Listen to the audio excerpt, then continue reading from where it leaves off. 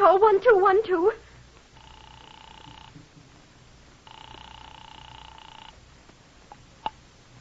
This is Scotland Yard.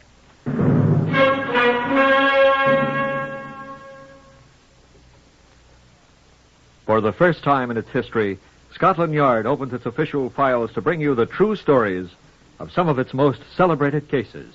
These are the true stories. The plain, unvarnished facts, just as they occurred, reenacted for you by an all-British cast. Only the names of the participants have been, for obvious reasons, changed. The stories are produced with the full cooperation of Scotland Yard. Research for Whitehall 1212 is prepared by Percy Hoskins, chief crime reporter for the London Daily Express. The stories for radio are written and directed by Wyllis Cooper. Now you will hear from Chief Superintendent John Davidson, custodian of the famous Black Museum of Scotland Yard. Here is Chief Superintendent Davidson. Good afternoon. We have here in the Black Museum just about every kind of exhibit you or nearly anyone else could imagine. Weapons that have been used in murders are frequent. Garments worn by murdered persons or the persons who murdered them. Bloodstains, even many things more gruesome. But this exhibit is, I believe, genuinely unique. Do you recognize it? You should. It's an inspector's badge. An inspector of the CID, a genuine badge. It, too, was deeply involved in a murder case. This badge was once worn by Inspector George A. Frame. And here is former Inspector Frame himself, who I think will tell you all about how it came to be here. Go ahead, George. Yes. My old badge. Let me hold it half a second, please, John. Yes, I was very proud of that badge once. I think I still am, even though it's an exhibit here in the Black Museum now. Yes. I think I'd been moderately successful as a police officer when Sir Lewis called me, hadn't I, John? Of course. Well, Sir Lewis asked me to come to his office on an important matter, so of course I went. A very impressive man, Sir Lewis. I can hear him yet. Something of a mess down there. There's been so much in the newspapers about it and all that we've got to get on it at once. Sit still. The Home Office asked me to assign a good man. Thank you, Sir Don't Lewis. know anything about you. Here, you're a good worker. Work, that's what this will take. Work and common sense, eh? I'll do my best, Sir Lewis. Hope it'll be good enough. I'll try, sir. Yes, sir. Dignity. Dignity is what we need. Competence and dignity. And hard work. What's your name? Frame, sir. This George case Frame. you're assigned to now, down in South Loamshire. Know where it is? Don't know what you yes. do. Well, you'll see. Village named Ward. Odd name, Ward. I think I know... Little village. Man's young son was killed. I remember, sir. What about him? A year old. Thought he'd been kidnapped. He wasn't. Found him in the garden. Next morning. Murdered. Slashed to death. Yes, sir. I think I Had this remember... local constabulary trap on the case for a week now. Inefficient scoundrel. Regular Dogberry type, I'm going to understand. Village cock full. Well, sir, no... Done nothing. Newspapers printing all sorts of stories. Well, Scotland Yard, is Scotland Yard asleep, all that. Oh, yes, sir, I've seen Will it all... you stop babbling? The Home Office has been on my neck. Settle this at once, Sir Lewis. Must this go on, Sir Lewis? Get cracking, Sir Lewis. That's your job. Frame, is that it? Go on, settle it. Yes, sir. Don't ask foolish questions. Get down there at once and get it settled. Now, mind you, no nonsense, no friction with the local constabulary, and no excuses. Well, I was just... Well, sir, all right. Ward and Loamshire. I'll be off at once. and don't come back without... Why are you standing there with that silly grin on your... Hello, hello. Yes, of course, it's Sir Lewis speaking. Get through to the Home Office at once and tell them that Loamshire matter will be settled at once. Got my best man on it. Now, go on, whatever your name is.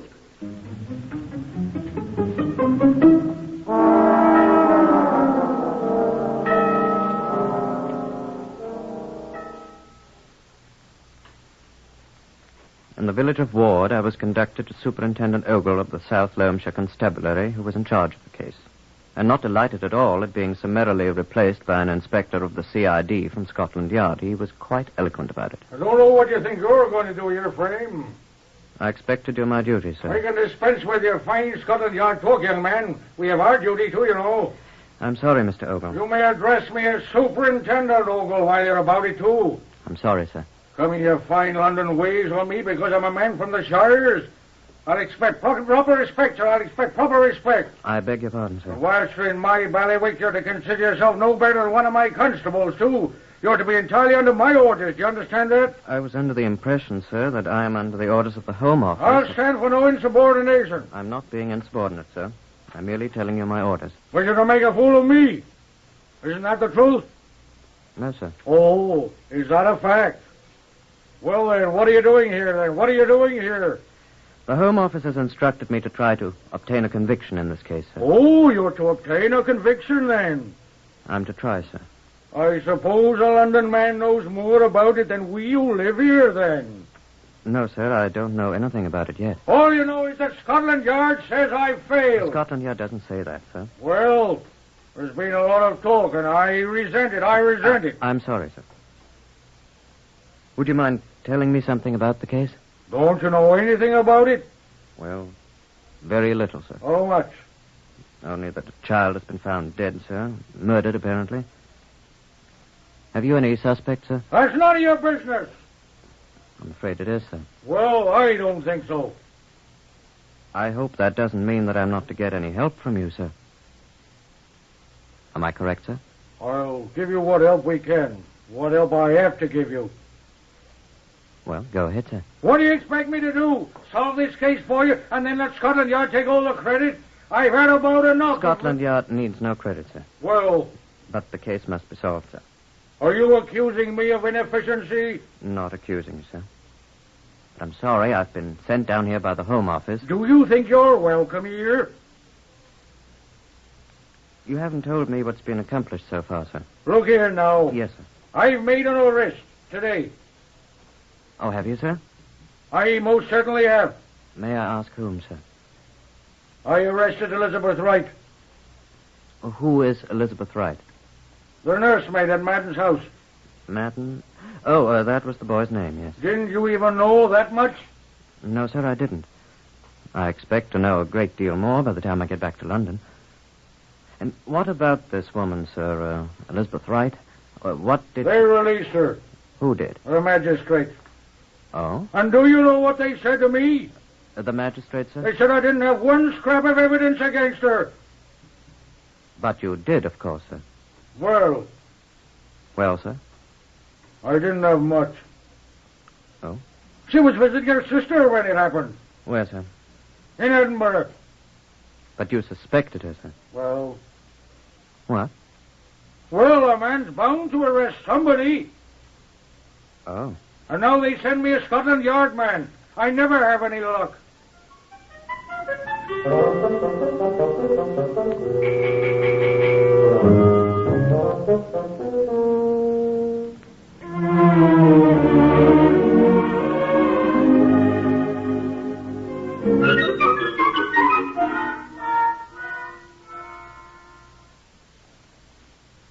I dislike to comment unfavorably on a member of my profession, but I shall not. It does seem to me, though... Sorry. I never in all my life saw such a... In 2 days, going about the village of Ward, I discovered several facts. One, there had been 2 children in the Madden family. The dead boy and a sister. Her name was Bridie Madden, and she was the daughter of Madden's first wife, who was dead. The boy was by his second wife. 2, that there were several servants, including the nursemaid who had been arrested, a sweet, gentle, shy girl by all reports.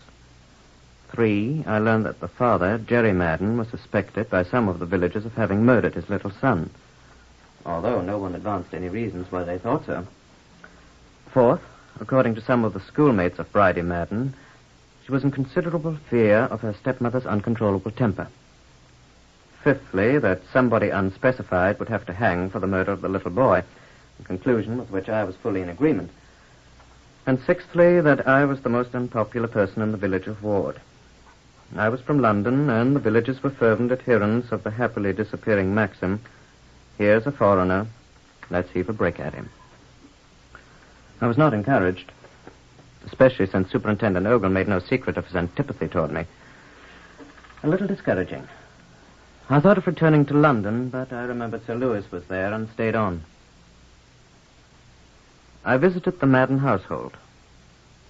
Mrs. Madden was confined in a nursing home at the edge of the village. She had not recovered from the tragic death of her little son. The daughter Bridie was at school. Elizabeth Wright, the maid whom our village policeman had arrested, had gone back to her sister's home in Edinburgh. I was received by Ellen Perry, another servant who was not the happiest of mortals, but who talked freely. Horrible, sir. Just plain horrible. It's all I can say. Poor little fella. I suppose you have no ideas on the matter, have you, Ellen? Oh, Lord love a duck, no, sir, not I. You never did suspect Elizabeth Wright, I suppose. Oh, that fool. You shouldn't speak that way of the poor girl, Ellen. I'm speaking of Gumshoe Ogle. Excuse me. I mean... Policeman indeed, the great oaf. He couldn't detect a change in the weather, that one couldn't.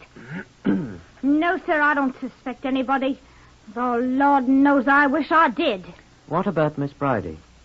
Oh, not Miss Bridie, sir. Oh, I'm sorry. I hope you don't think I suspect Miss Bridie, Ellen. I meant, what does she think? Oh, well, I'm sure she doesn't suspect anybody, sir. Not Miss Bridie, the poor child.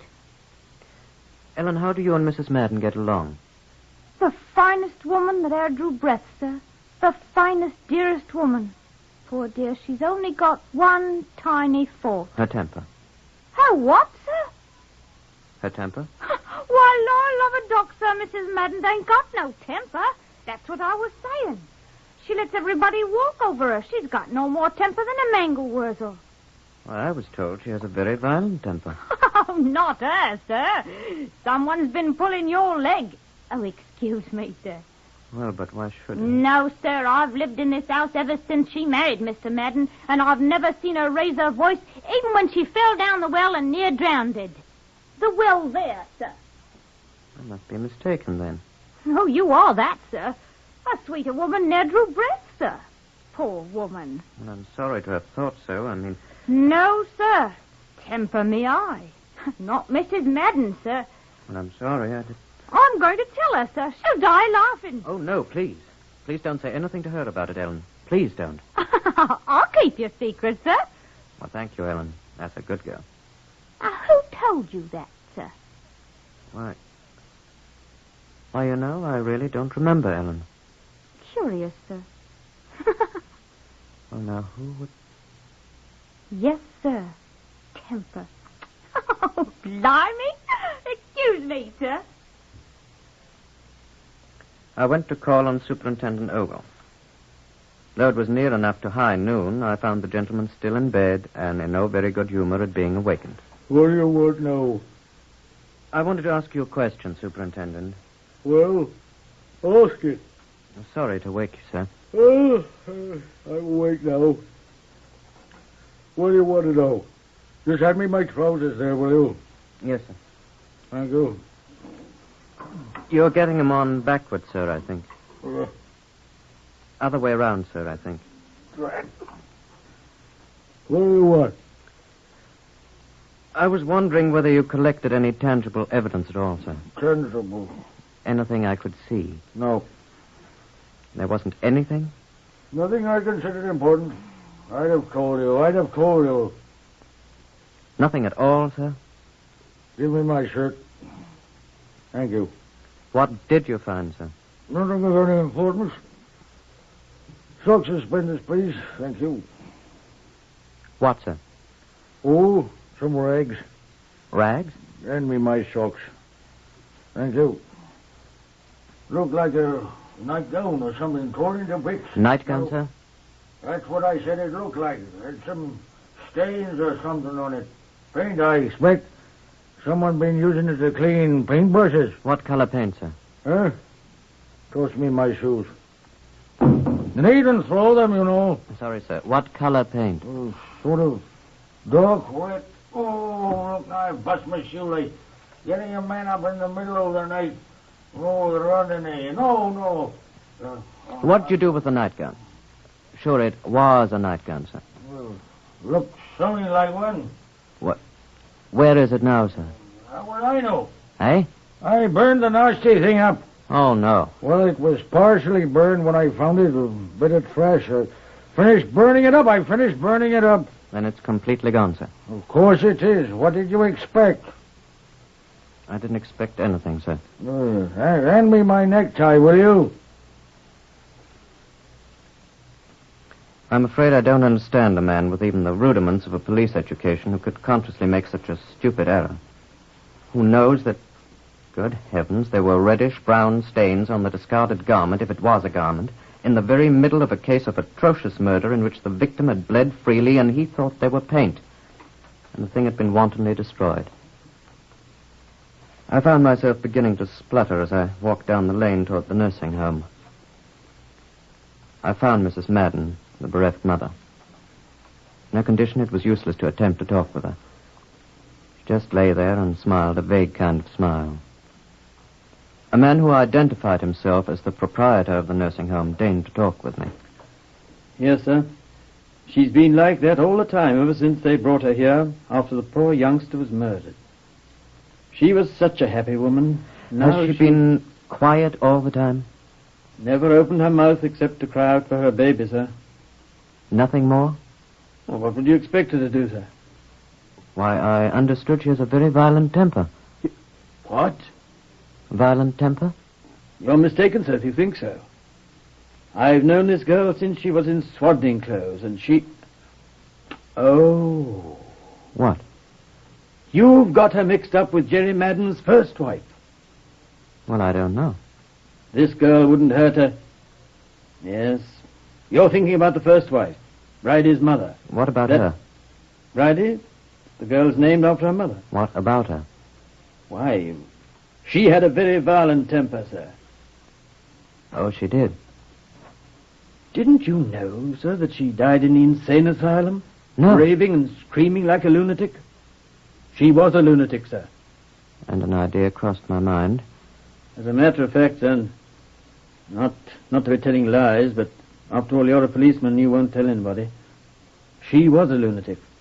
And so was her mother before her. I didn't know the grandmother.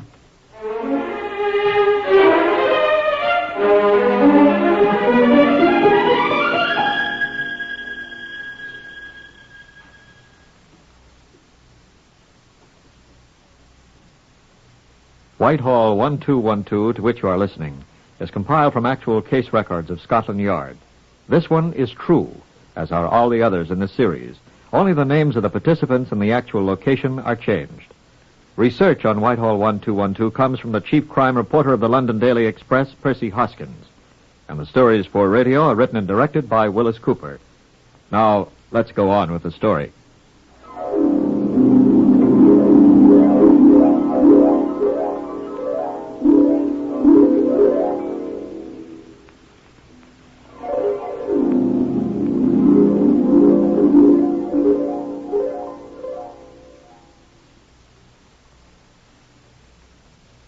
I passed Superintendent Ogle as I trudged down the road to the Madden home.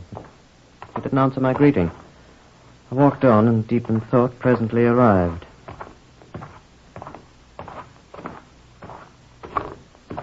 Ellen Perry was in the yard with a basket full of clothing for the family laundry. Afternoon, Ellen, I said. Afternoon, sir. Did you find out anything, sir? I went to the nursing home. You were right, apparently. I told you so. Did you know the first Mrs. Madden, Ellen? Bridie? Bridie's mother? Yes. Oh, yes, I remember her. A crazy woman. That must be the one you was thinking of when you talked about Miss Madden's temper, sir. Yes. Yes, I'm afraid you're right. She died, you know, when Bridie was just a little girl. Yes, I know. Well, now, will you excuse me, sir, while I get on with preparing the washing for tomorrow? Go on, Ellen. Thank you, sir. And so I had time to think a moment alone. I'd done a good deal of thinking on the way from the nursing home, but seeing the preparations for the morrow's wash day... A nightgown, I remembered, a possibly blood-stained nightgown. I thought about the circumstances of the murder. The little boy had been put to bed. He was found slashed to death in the morning. Ergo, he had been murdered during the night. Right so far. Whoever had done it more than likely have splashed blood on his clothes, her clothes. There's only one person I suspected. A sneaking, unreasonable kind of suspicion. But there wasn't anyone else to suspect. The first bride had been crazy, with a violent temper. She died in the insane asylum. Her daughter had told a deliberate untruth about her mother. An untruth that would have been immediately apparent to anyone but a stranger like myself. Bridie must hate the stepmother. It's an old story. But could she hate her enough to... An appalling thought. thought of a girl getting up, wearing her night clothes, taking one of her father's razors, and going then to the little boy's room, her white nightgown. I didn't want to think about it. I tried not to think about it. But Ogle had said he found that nightgown with the stains on it that he thought were daubs of brownish-red paint. The nightgown had been partially burnt, as if someone had tried to destroy it. Horrible thought, but Ellen was coming back. Ellen, I said. Yes, sir? A penny for your thoughts, sir. Ellen, how many nightgowns does Miss Bridie have? Nightgowns, sir? Yes. Why, she used to have 3, sir, but now there's only 2. Are you certain, Ellen? Sir, I've been doing the laundry every week in this house since Bridie was a baby. I think I ought to know what clothes she's got. Yes. How long has this nightgown been missing? A long time? No, sir. Logs? What? It was the morning the little fellow was... I remember. I gathered up the clothes to be washed and all 3 nightgowns was there. Yes. And Bridie met me on the stairway and she was crying and she asked me to get her a drink of water. Yes. So I set down the basket and went and got her one.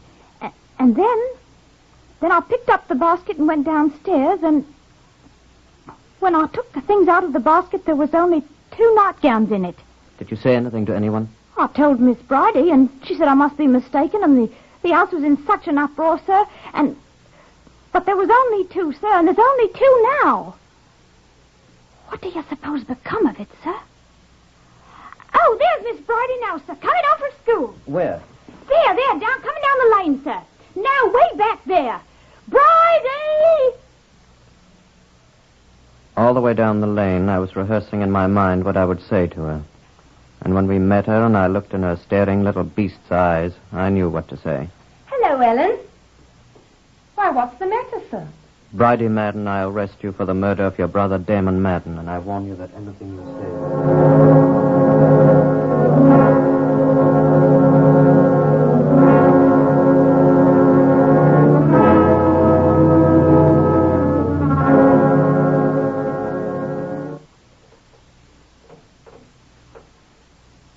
I took her to the magistrates to be heard. From the windows of the village schoolroom where we sat, I could see the townsfolk gathering angrily in the streets. I suppose I was not too surprised when the presiding magistrate told me that I hadn't enough evidence, that it was impossible at that moment to remand her for trial. They were far from convinced that the Crown had a case. But, they assured me, we will not close the case now because you have a very interesting theory, but there's not enough evidence, they said. We wouldn't dare to act on such incomplete evidence at this time. We'll not write it off as closed, they told me. If you find any additional evidence, well, we'll keep the case open. And so I came away to London, with Superintendent Ogle of the Loamshire Constabulary marching beside me to the train to protect me from the consequences of my foolishness, he said pompously. I could hear the villagers' boos and catcalls from the train with the compartment window closed. I'd done my best, but I can still see Ogle standing there with upraised hand against the populace, and Bridie Madden standing alone, looking after me as if she'd like to murder me, too.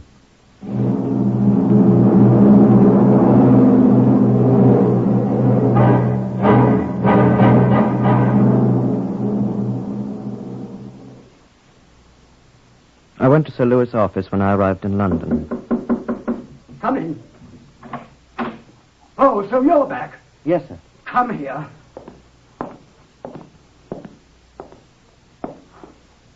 Yes, sir.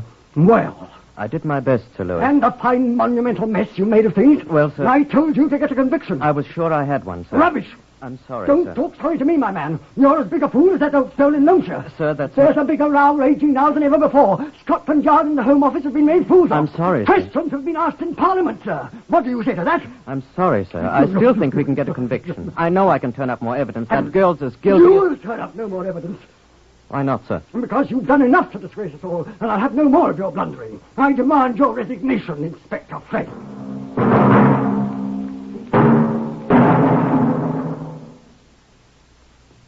So that's why I'm a greengrocer today. Come and see me if you're needing anything in my line. Goodbye, John. Goodbye, Inspector.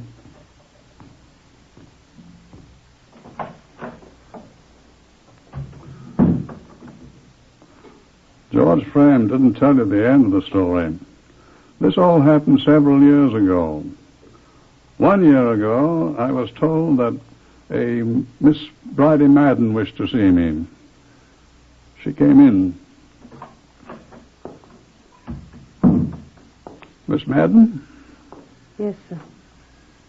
Do you know me? I've heard your name. In Ward, in Loamshire, several years ago. Yes. Yes. I'm graduated from school now. And lately I've fallen in love with a young man. He's a clergyman, an Anglican priest, a man of God.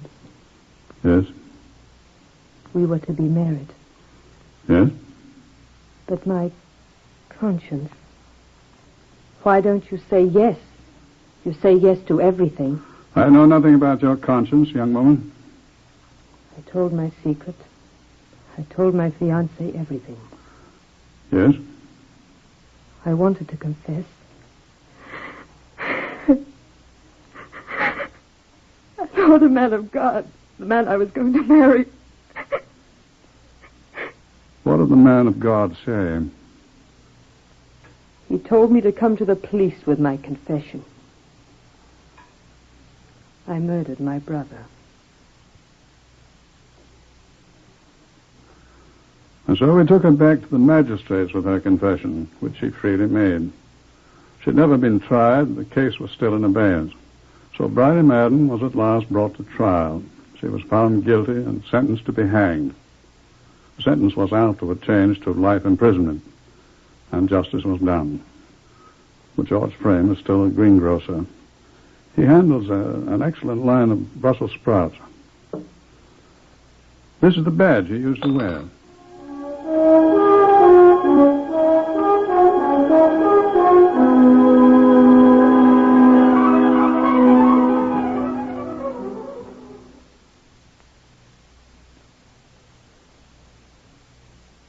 Here today on Whitehall 1212, Lester Fletcher as Inspector Frame. Others in the order of their appearance were Harvey Hayes, Carl Harbord, Guy Spall, Patricia Courtley, Evan Thomas, and Beulah Garrick. Lionel Rico speaking. Whitehall 1212 is written and directed by Wyllis Cooper.